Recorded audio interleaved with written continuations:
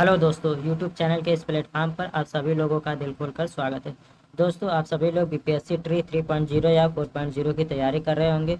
तो दोस्तों, ये 39वीं बीपीएससी जो परीक्षा कराई गई थी 1994, उस प्रश्न का यानी कि उस पेपर का वीडियो सोल्यूशन इस वीडियो में आप लोगों को देखने को मिलेगा।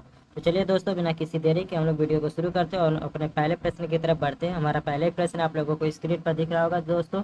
लिखा है कि सिंधु सभ्यता निम्नलिखित में से किस काल में पड़ती है। आप लोगों को बताना है दोस्तों कि सिंधु सभ्यता की बात पूछ रहा है कि किस काल में पड़ती थी।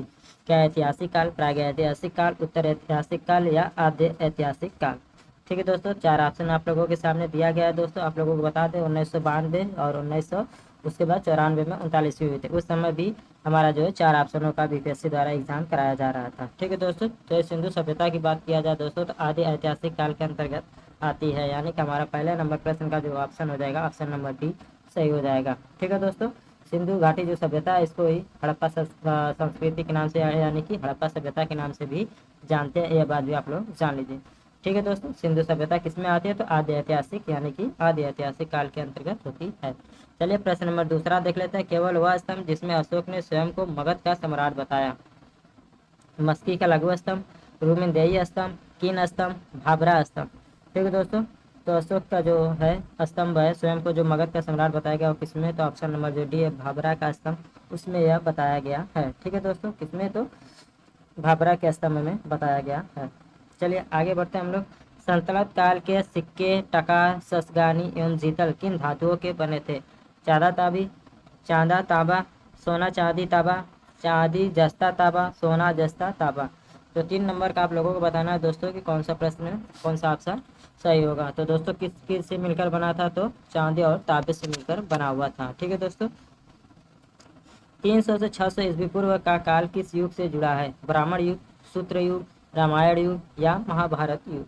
तो 4 नंबर की बात किया जाए दोस्तों तो उसे क्या बोलते हैं हम लोग, तो ब्राह्मण युग के नाम से जाना जाता है। जो 300 से 600 ईस्वी पूर्व का काल है उसे ब्राह्मण युग के नाम से जानते हैं। उस सरोवर का नाम बताइए जो प्राचीन भारत को व्यापारिक मार्गों पर मौन है। संगम साहित्य, मिलिंद पन्हों, जातक कहानियां, उपरोक्त में से सभी। तो दोस्तों जो ऑप्शन नंबर बी है मिलिंद पन्नू, इसे क्या है तो व्यापारिक मार्गों पर मौन कहा जाता है।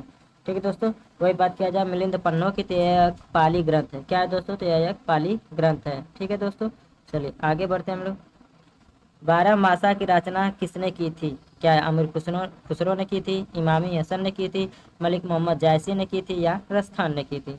तो 6 नंबर की बात किया जाए दोस्तों तो जो 12 मासा की बात किया जाए दोस्तों तो जो है मलिक मोहम्मद जायसी ने की थी। किसने दोस्तों, मलिक मोहम्मद जायसी ने की थी। वही मलिक मोहम्मद जायसी की बात किया जाए दोस्तों तो इन्होंने पद्मावत की भी रचना की थी। यानी कि 6 नंबर की बात किया जाए दोस्तों तो हमारा ऑप्शन नंबर सी सही हो जाएगा, मलिक मोहम्मद जायसी।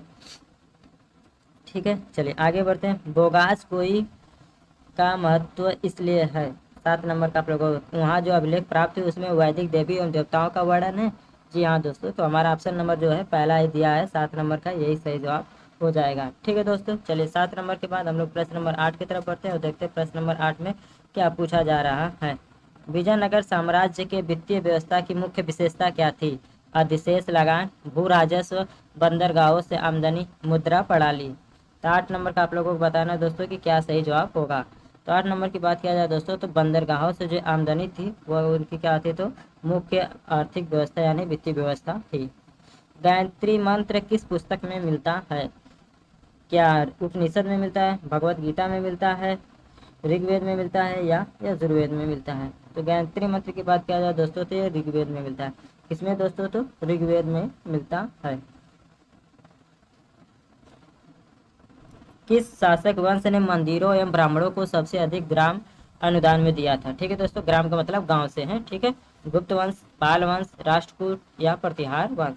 तो किसने दोस्तों, तो गुप्त वंश ने ब्राह्मणों को सबसे अधिक गांव जो है अनुदान में दिया था। ठीक है दोस्तों, हमारा ऑप्शन नंबर क्या हो जाएगा, ए सही जवाब हो जाएगा।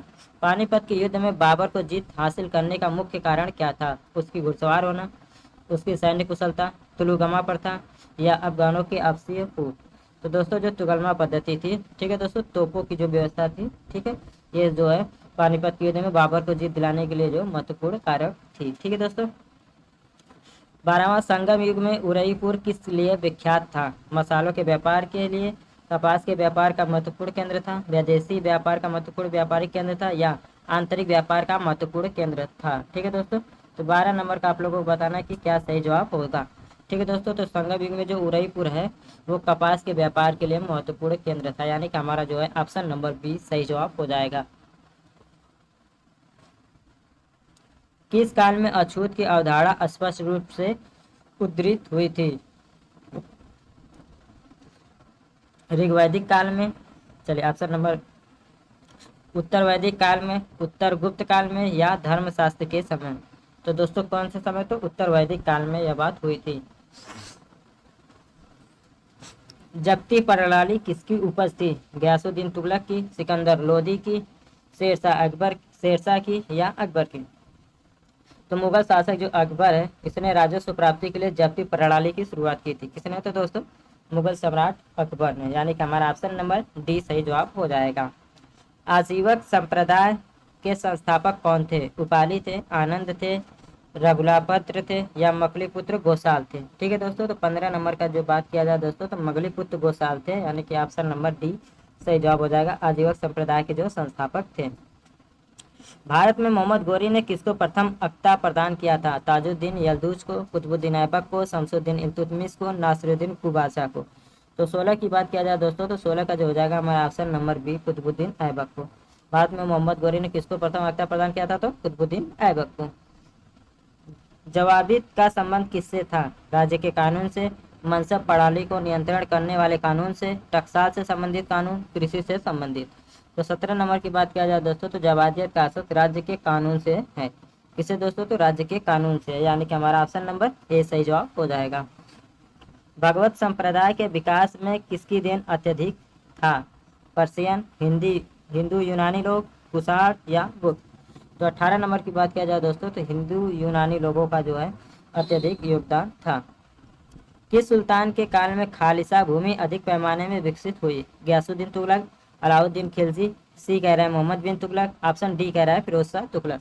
तो 19 की बात किया जाए दोस्तों तो 19 नंबर का आप लोगों को बताना है कि क्या सही जवाब हो जाएगा।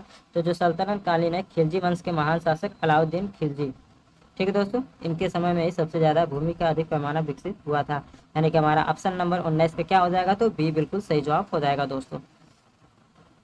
ईरान के शाह और मुगल शासकों के बीच झगड़े की जड़ क्या थी? काबुल, कंधार, कुंडूज, या गजनी?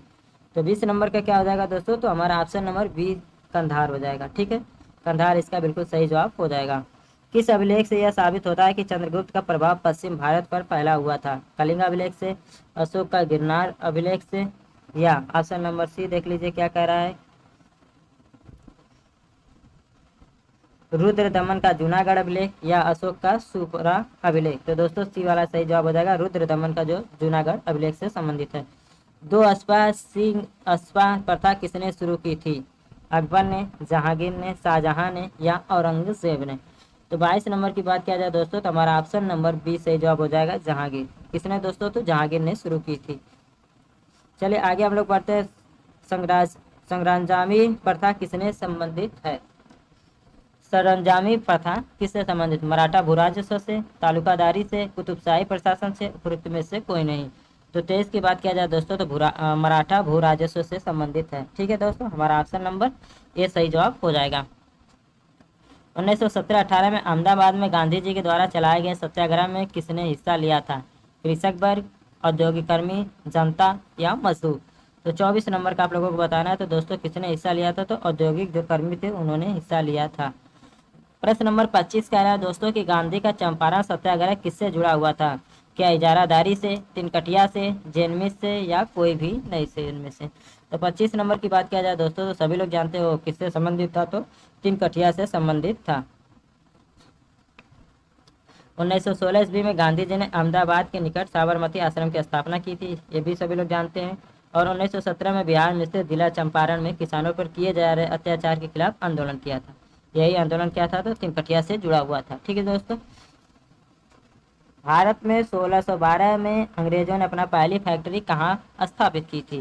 गोवा में, बंगाल में, हुगली में, अमरकोटा में, सूरत में? तो 26 नंबर का आप लोगों को बताना है दोस्तों। बहुत ही ध्यान से इस प्रश्न को पढ़िए और बताइए कि इनका यह प्रश्न का ऑप्शन कौन सा सही होगा। तो दोस्तों कौन सा? तो ऑप्शन नंबर डी सही जवाब हो जाएगा।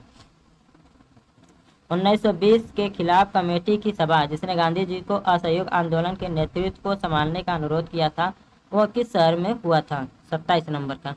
क्या लखनऊ में, लाहौर में, इलाहाबाद, कराची? तो कहाँ पर दोस्तों? तो इलाहाबाद में। हमारा ऑप्शन नंबर सी सही जवाब हो जाएगा।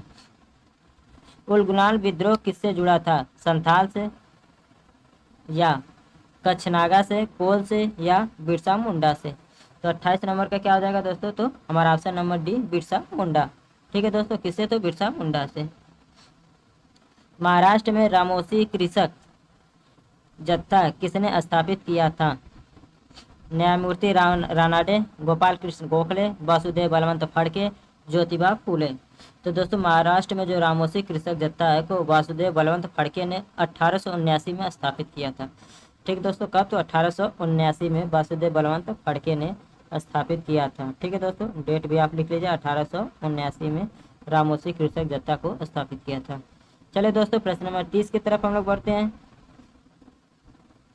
अवध के एका आंदोलन का उद्देश्य क्या था? सरकार को लगान देना बंद कर देना, जमींदारों के अधिकारों की रक्षा करना, सत्याग्रह की समाप्ति, खरीफ और रबी के समय सरकार को लगान बराबर देना?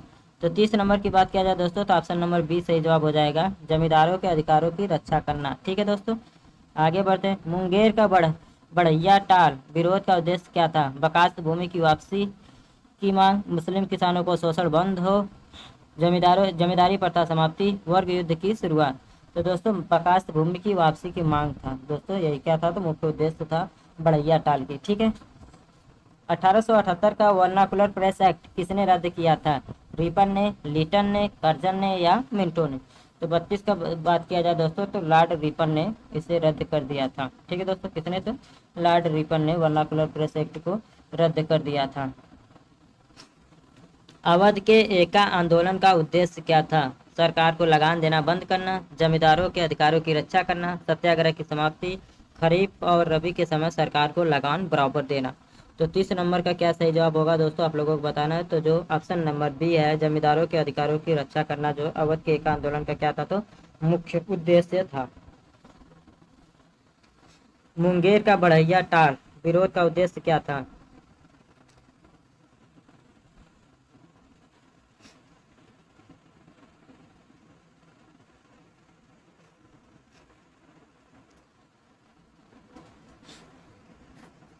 चलिए दोस्तों, नाई धोबी बंद सामाजिक बाइकाट का एक स्वरूप था जो 1919 में किसानों द्वारा प्रतापगढ़ जिले में चलाया गया था। साधुओं द्वारा चलाया गया आंदोलन जिसमें निम्न जाति के लोगों का उद्धार हो सके। जमींदारों द्वारा गांव के निम्न जाति द्वारा ठेकेदारों के विरुद्ध उठाया गया कदम, निम्न जाति के द्वारा ठेकेदारों के विरुद्ध उठाया गया आंदोलन है। ठीक है दोस्तों, तो 33 नंबर की बात किया जाए दोस्तों तो 33 नंबर का क्या हो जाएगा? तो हमारा ऑप्शन नंबर ए किसानों द्वारा प्रतापगढ़ जिले में चलाया गया था। ठीक है दोस्तों, हमारा ऑप्शन नंबर ए सही जवाब हो जाएगा। बिहार बंगाल से पृथक कब हुआ? 1911 में, 1912 में, 1913 में, 1914 में? सभी लोग जानते हैं 1912 की घटना।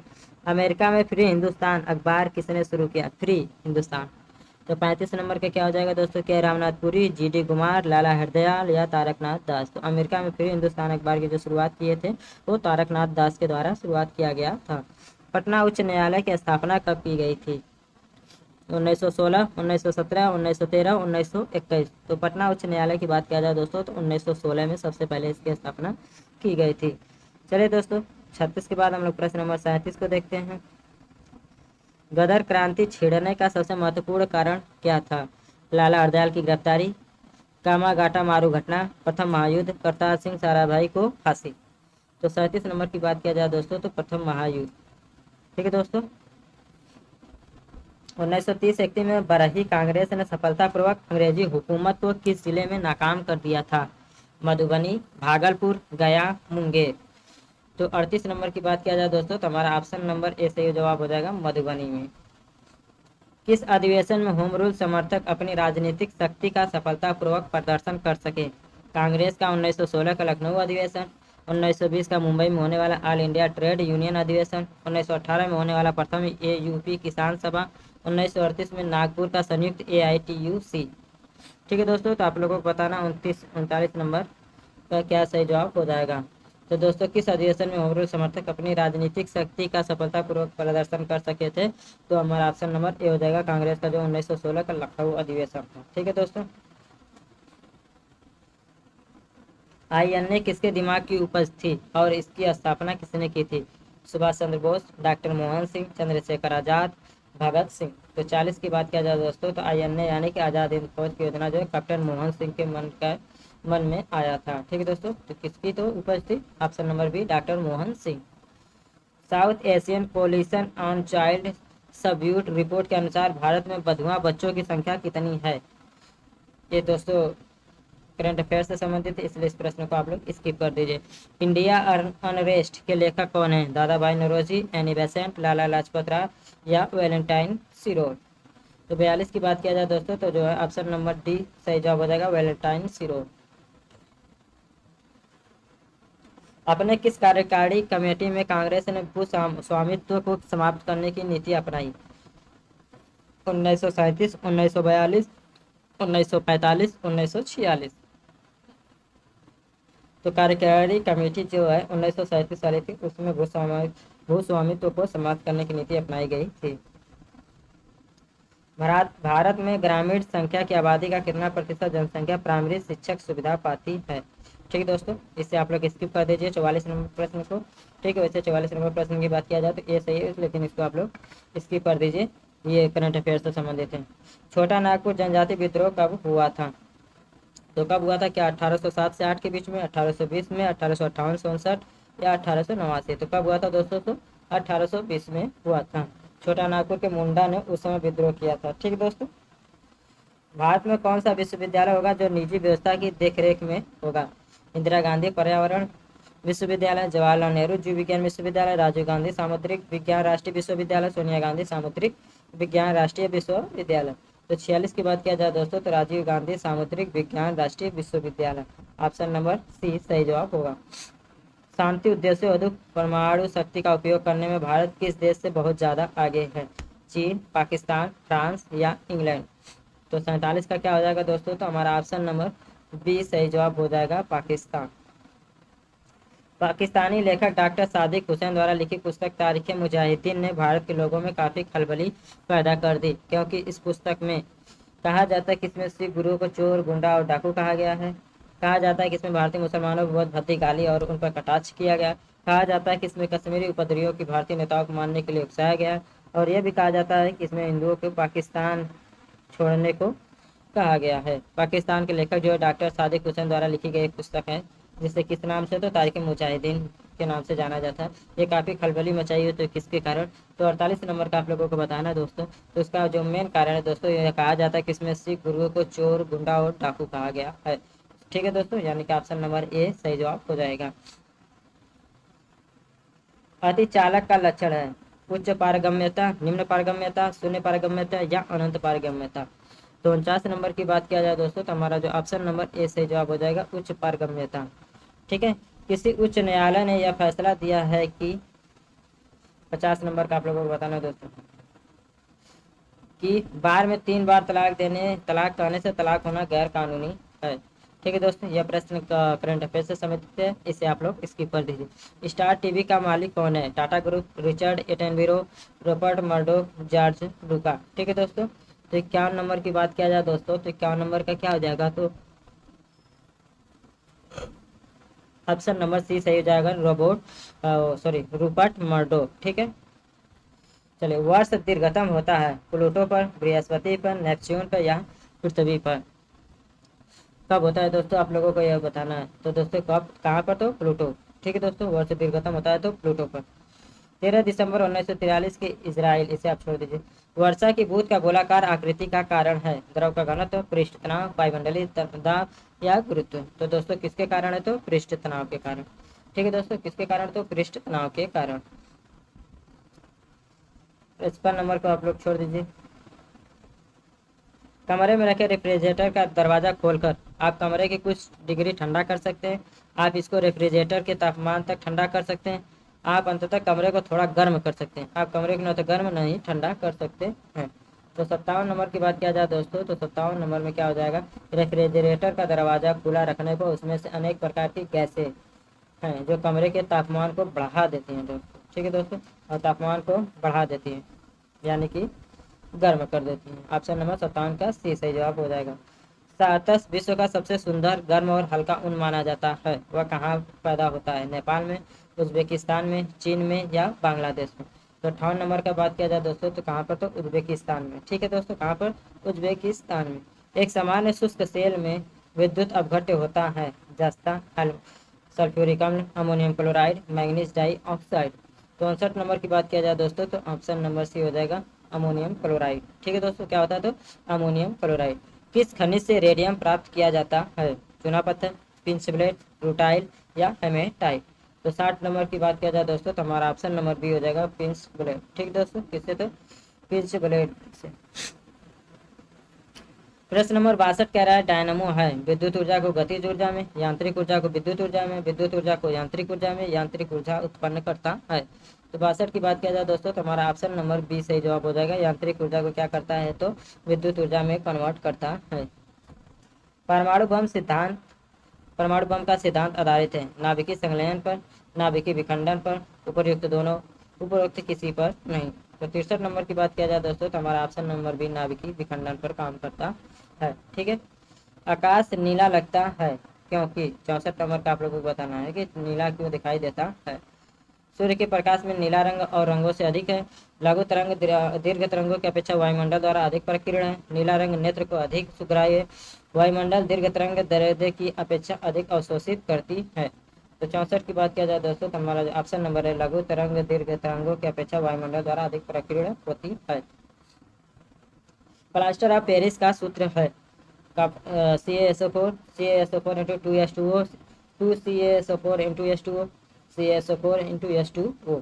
ठीक है दोस्तों, 65 नंबर की बात किया जाए दोस्तों तो हमारा ऑप्शन नंबर सी सही हो जाएगा, CaSO4 into H2O।